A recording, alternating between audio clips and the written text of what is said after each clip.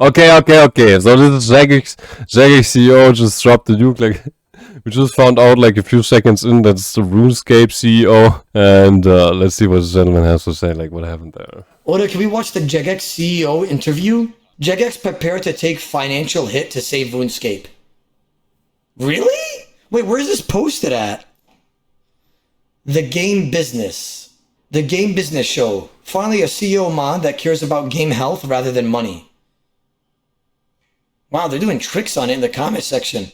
This is the new guy that got hired last year or this year in RuneScape, right? I'm a big believer in strengthening your strengths rather than sort of strengthening what you might feel to be weakness. I gotta strengthen your strength. I don't like this reminded me of like the speech from Kamala Harris where she talked about time, bro. Oh, gonna be back later. I am like whatever you do, I hope it's amazing. You take care till later. Okay, and we continue here. I think people do, you know, the French make wine and the Germans make cars and Jagex makes RuneScape. We probably won't maintain the revenue that we currently are when we make these changes. That's the truth. But equally, if we're taking a 10, a 15, a 25-year view, you know, some short-term pain is probably worth the restoration of the game if we can get to that point. John, welcome to the show. Okay, so basically they're like trying to do a rerun of like RuneScape or something. Okay. Hello, thank you for having me. I love the fact that we've come to Cologne to do this meeting. 2025 is the downfall of CEOs. Like, why are you saying that? Oh, you got some intel, brother? Yeah, what the Roblox CEO, yeah, like he fell down. Apparently, like Jagex is like the next one. Jesus Christ, it truly could be that 2025 is the downfall time of CEOs. Seeing as Jagex is based in Cambridge, which is my hometown as well, so we've come all the way. The guy who stole a kid's head at a game. Do you think he was like scheming? Due to it was like scheming in Roblox. Not Roblox, like fuck man, like I'm saying in RuneScape. Like RuneScape is like known for like all those scams like taking place in RuneScape. Way to Germany to meet up. It's typical, really. I know it's not at all convenient, but I'm glad we're doing it anyway. Yeah, you've had quite a turbulent, quite a baptism of fire since taking the CEO role at Jagex. How have you found it? Yeah, it's been amazing. It still feels like a real privilege. Obviously, I've played these games for 20 years, and I worked here previously about a decade ago. And so it still feels sort of like coming home. There's a lot of old faces that I recognize. The game's in really good shape. So, yeah, it feels good. No regrets. Very happy. One of the big stories I add the game, like, and I get a random game. Like, oh. has been the scaling back of monetization, or at least rethinking of monetization. That's been grabbing the headlines. Talk me through the journey. Oh, okay, like so likely another monetization scheme like also taking place. Ernie, how did you get here? Oh crikey, that's a long one.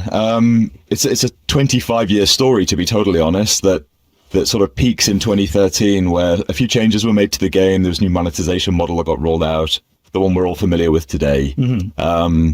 The sort of visual identity of that game had been changing. We're talking, of course, about RuneScape 3 here. Been changing for a little while. And I think many of our players started to feel like they were missing the game of old.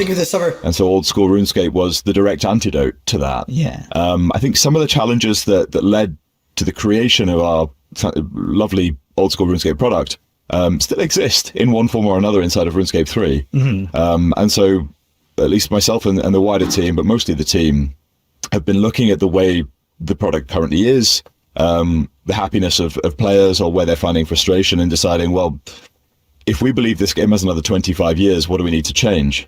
And monetization is near the top of that list. Okay, so it's like basically incentivized to like get more money out of that game, because it's usually like, you know, you can differentiate between like the board, like the owners of like the company, and like the CEO, and like the board forms the will, and like the CEO goes ahead and basically like accomplishes what the board wants. So we can assume here that like more money. They want more money. You did some surveys, and there's a possibility of getting fans back. I'm banning both of the people spamming I kick heads in for 5 gifted each as well. Fate and Who's This Mimi has spammed that over 50 times each this stream. So both of them will be banned for 5 gifted each. Thank you. Just name out the guy who you want to get banned as soon as you gave the $5. Thank you. Bro's banning via gifted. Oh. If you could make those changes.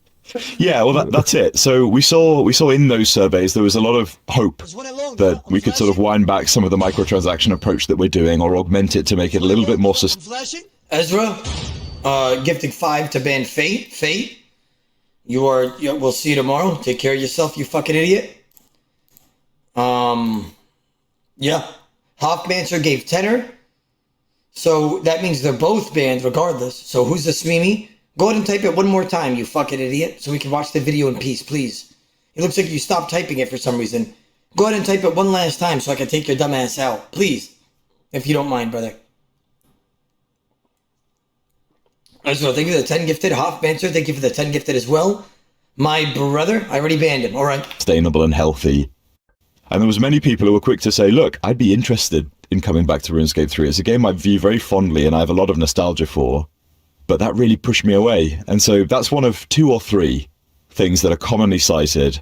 And so we saw the responses and we saw the numbers, and we've been running experiments for the last few weeks. Yeah. That started with the removal of our kind of treasure hunter as our microtransaction layer. The total removal of that temporarily. That hasn't been done since it was implemented in 2012 or something this. And so I think we started as we intended to go along, and really decided to not just ask players, but also make changes in-game to see what the results of that are. And the team have been learning for the last 3 or 4 weeks so that we can put some substance behind our own assumptions. Anything surprised you so far? Yeah, a few things. I think it can be a tendency sometimes to think, microtransactions bad. Nobody likes it. These are universally unappealing. And we've learned that that's just not the case, actually. Well, like the thing with microtransactions is, like, you have like a lot of, like, in quotes, whales who enjoy doing that. So of course there's like general misconception of things that, like, people are starting to think, yeah, like, it's good because, like, many people, like, give money, but, like, then in the end you have like a pay to win ecosphere where, like, it takes away the joy of, like, the general player base, where I think it's highly advisable for, like, a CEO trying to monetize the game more, in that sense, to, like, take this into account, that, like, not everyone is, like, willing to pay. So you basically, like, just like invite the hate from, like, the general player base, and, like, the next thing is, like, to roll such changes out, like, step by step. And then, like, of course, like, also watching and acting up on feedback from the community. So, like, you can't just, like, come in there, like, with a swing hammer, like, when you have, like, generational game, and then, like, you say, okay, I'm gonna introduce microtransactions. Like, especially, like, hearing this from someone who, like, played the game himself. Like, I see many people, like, being infuriated about it. So, like, I start to understand the situation more and more. That surprised me a little bit. There are many of the players who quite like elements of what we do and would be sad to see them go, more than I originally assumed. However, the vocal responses that we've got have largely been very positive. There's been a lot of hope, a lot of sort of... Yo, Chad, do you guys like microtransactions or no? Like, right now he's speaking about that right now. You guys like that? Fuck no. No. Fuck no. Hell yeah, dude. Hell nah. I love them. Sometimes. None of that shit. Fuck no. No, no. No, no, no, no.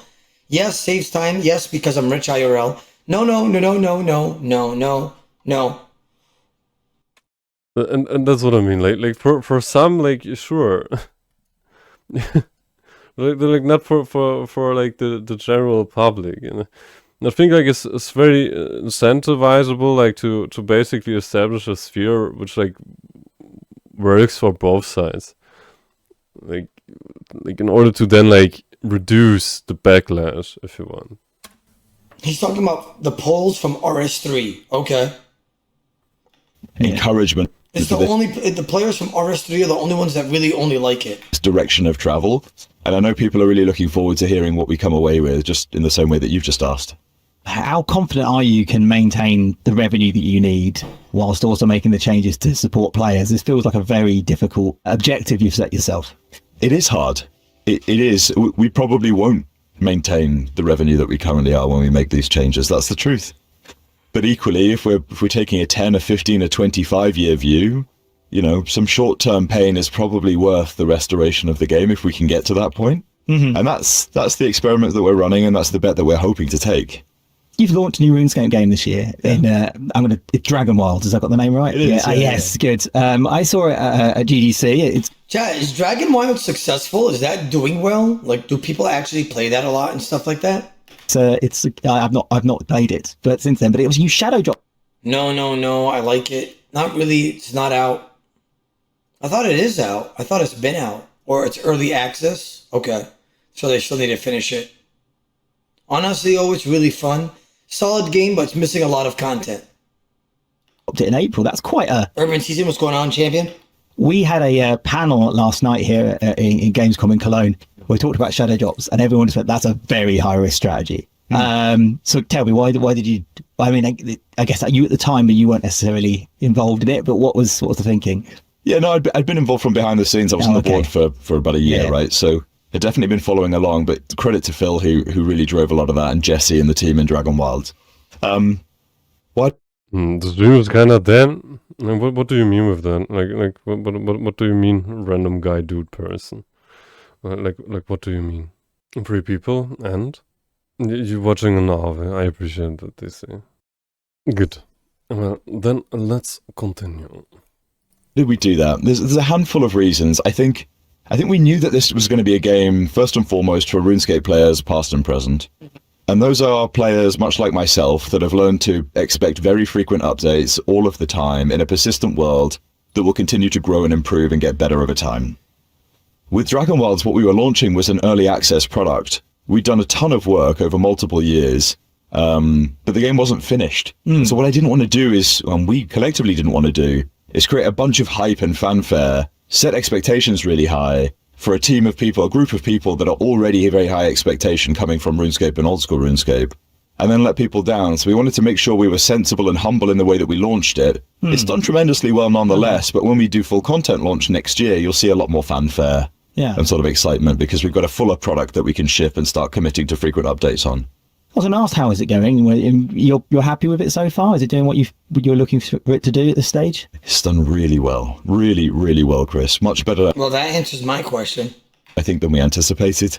We hoped for, we had some sort of very high-end goals, and it surpassed those at early access. Okay. And so, the team's in a really good place. I've played a ton of the game. Lots of our players have. And you can see now there's a bunch of RuneScape players saying, I would love to see more and more and more and more in the product. And so we're furiously developing. We're actively hiring into that team. I appreciate you, Noozed. Thank you so much, Jess. Or whatever you do, I hope it's amazing. Oh, right. Trying to build out the sort of pipeline of content. But the first priority is committing to delivering everything we've already promised in our pipeline, and that should come late next year. Yeah, the Noozed there. Interestingly, I still think of Old School RuneScape as a new concept, but it's been going, 12 years now? Exactly. Old School is actually Old School now. Did I see it did like 200,000 players or something the other weekend? It was a phenomenal number. Yeah. I guess... Damn, bro, RuneScape has actually been growing. I know you guys are going to be like bots, but you could tell the game's actually been growing over the last couple of years, especially with all these WoW creators coming in and, uploading on all the platforms, stuff like that. Well, it's like general headline coverage. Like it's the same principle on like how Twitch, for example, like works, or like our streaming platforms that are basically like taking in the general fact that the name is being written in news headlines, because this serves attention and this makes people curious, so they visit it. So like when people talk about it, people come. Like this is like basically also the general premise about like why some people say publicity is publicity, regardless the fact that this is like why you have people like Jake Paul, like Jack Dorsey being so, like, in quotes, successful, like due to the provocative nature. Like it's enough that the name is out there, that people are like looking up the name. You could really tell that RuneScape's actually been growing just at least a smidge. This is quite a soft question, but what's made this game so enduring? That is a soft... Well, because of you, Omar. You know what's crazy? Somebody actually told me that. Somebody actually. Your brain is too stupid for this. Well, then it is what it is. Don't worry. Like I always upload the episodes like on the YouTube channel, and then you're like able to like watch it if you want like multiple times. And like when you have like questions, you can always ask them. So like no shame in being stupid a little. Like sometimes you're a little bit stupid. Don't worry. And you know, I can't. You know, it's somebody with like someone in Kick. Like when we were just when you know I had like a mini talk with them the other day because you know we're trying to finalize like something going on. You know, to see if I'm gonna get signed to Kick again. And he was like, "Bro, RuneScape, you know, has done really well because of you." And I was just like, "Wow, thanks, bro." But you guys gotta realize, do you know that the Oda Block Industries? Wait, I'm about to gas ourselves up and stroke my own meat here. Do you know that the YouTube Oda Block name, right, pulls more viewers than any other RS YouTuber You want them to be normal. Appreciate the dog, brother. Absolutely. by double the amount of views by the end of the year? Because we upload every day. Talk to me about that, chat. Come on now, stroke my meat a bit. I know. Yeah, we do. Yeah, we pull double the amount of views of Settled, Framed, all of them. Because we upload every single day, chat. Yeah, shout out to the team, though. I don't want to give credit to myself. It's the team behind me. Oda, you even pull way more. Oda, even Soup with Gillinor Games? Yes. But we probably pulled triple more than him. Because his is like one season, pulls a lot of views, but we upload every single day, so it just stacks up, right? We do take some days off, but... Yeah, I mean, the team behind me does very well, so shout out to them.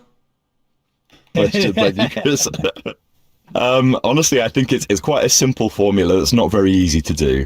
I think if you can create a game and by the way, we're the only RuneScape content creator that uploads on every single platform as well. Instagram Reels, YouTube, Kick, right?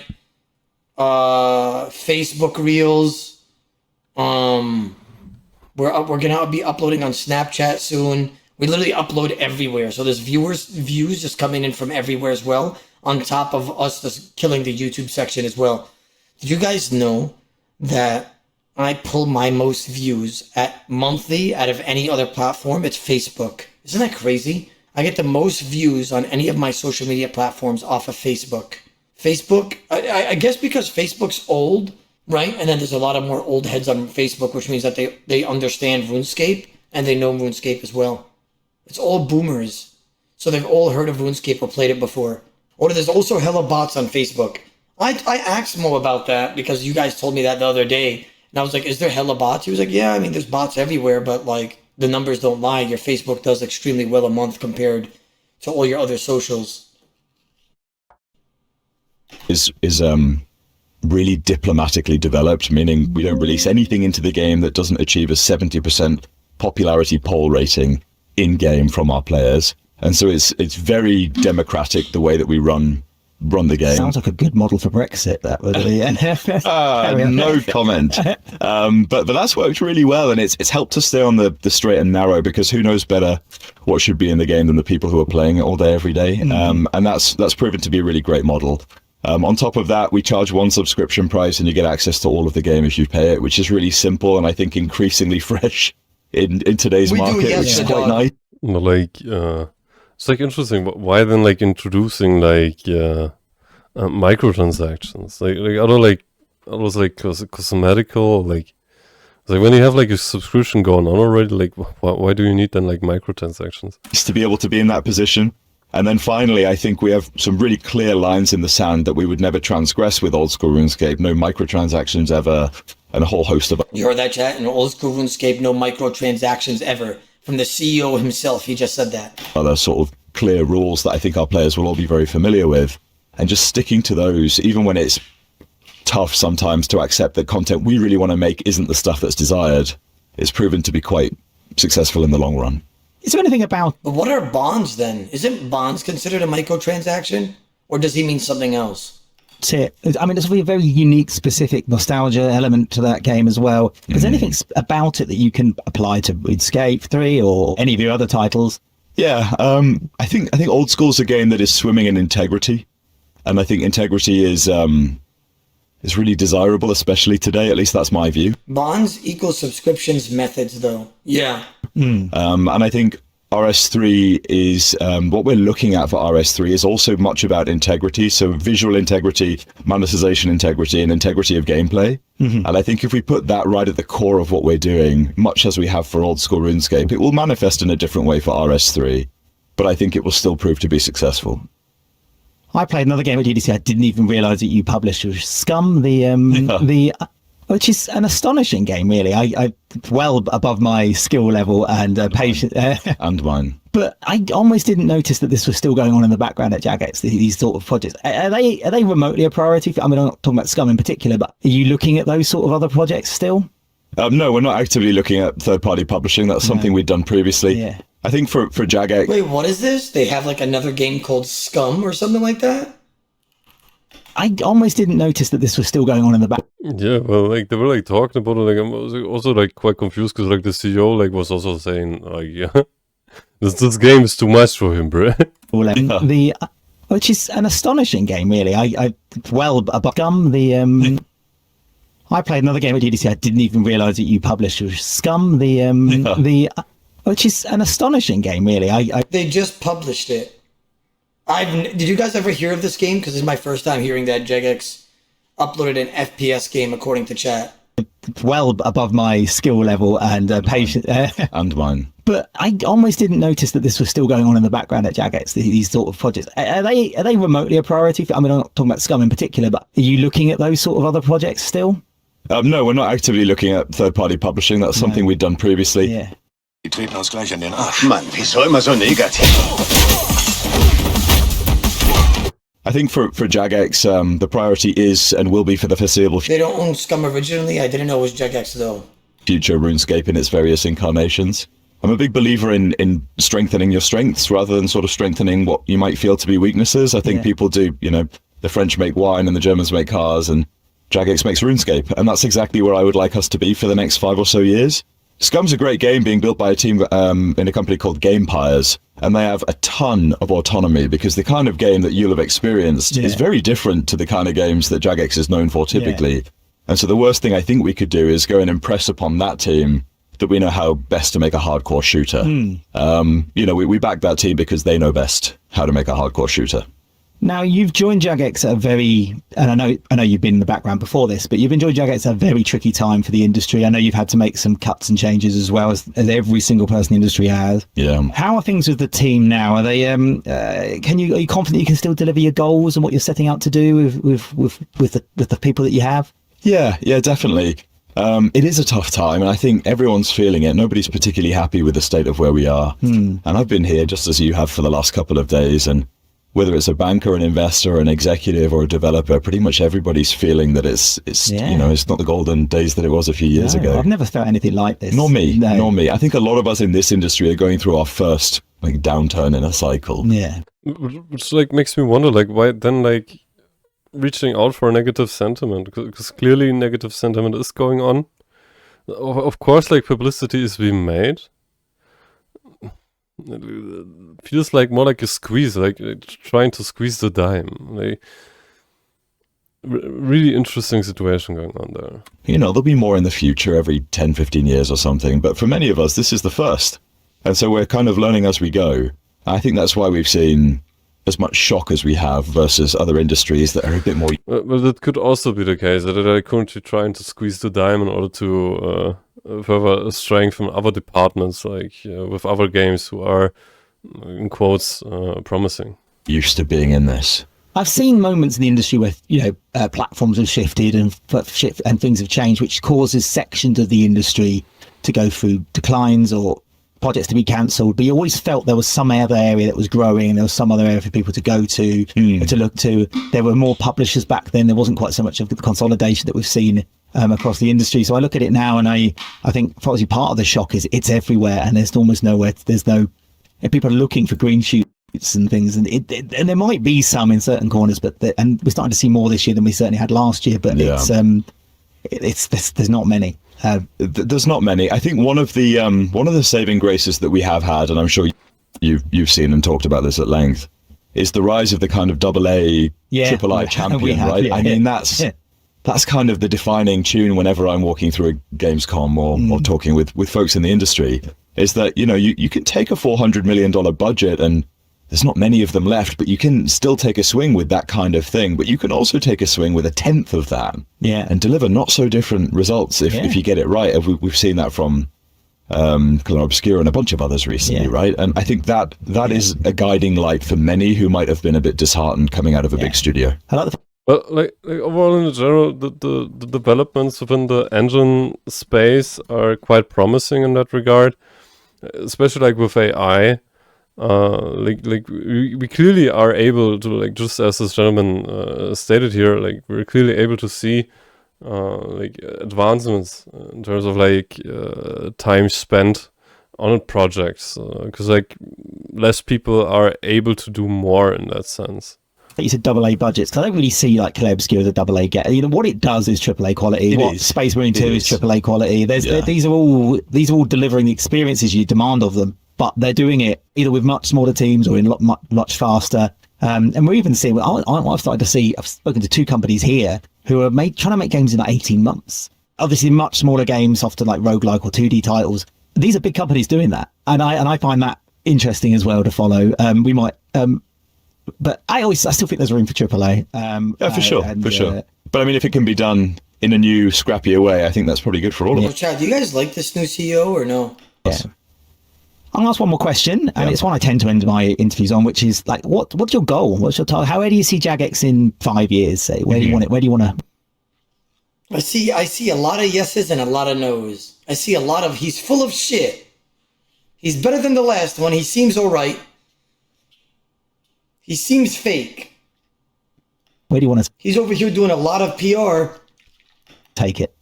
It's a very clinical answer to that, but the honest answer is I would like Old School RuneScape, RuneScape 3, and Dragon Wilds as a collective RuneScape Yes, we like him, yes. Intuition says he's cool. franchise. Just like also like from my perception so far, he seems like a down to earth dude. Of course, like some like the strength part was like really interesting though. Just sure, like every human has their character, so let's see what is about to be proposed there. To be, if not the biggest, but then clearly the second biggest MMO franchise in the Western world. We're already very close to that position to be. Yeah, we are. It's one of those things that surprises people quite frequently, but there's a fantastic tool online that I won't plug the name of, but it sort of demonstrates mindshare across YouTube and a bunch of other platforms, Google searches. How much is a game talked about? When I checked recently, Old School RuneScape has the greatest mindshare of any MMO in the West, which I found surprising, and I think many others would as well. And I think if we can stay in that position, then the size of the game in terms of the player base and the team, those things will follow. On top, so I think we've established where we want to be. We're already pushing towards it, and the growth, at least for Old School RuneScape over the last few months, has been amazing. So I think if we can continue that as we are, we don't plan on doing big acquisitions necessarily or spinning up large-scale new projects. Really, the focus is on doing what we already do quite well, but making 1%, 2%, 3% improvements across 100 different places every year for the next 5 years. Yeah, that seems to be a bit of the strategy. Focus is a word. Focus is the word. Yeah. That was much more succinct than mine, but yes, focus is the plan. Yeah, great. Well, thank you, John. I'll let you get back to your meetings, and I hope you have a successful Gamescom. Perfect. Thanks for having me. That's it for today's episode of the Game Business Show. It was a little shorter this week, and I know that some of you like things to be a little shorter. In fact, a more concise version of the Game Business Show will be available to paying subscribers, in addition to exclusive content. Okay, well, like it seems like he will likely like cut this. He didn't give the end credits. I will of course certainly like link the OG video in the description. So like truly ambitious gentlemen, give him a like, subscribe, and with that being said, we will see us in all professionals in the next one. Love you guys, and peace.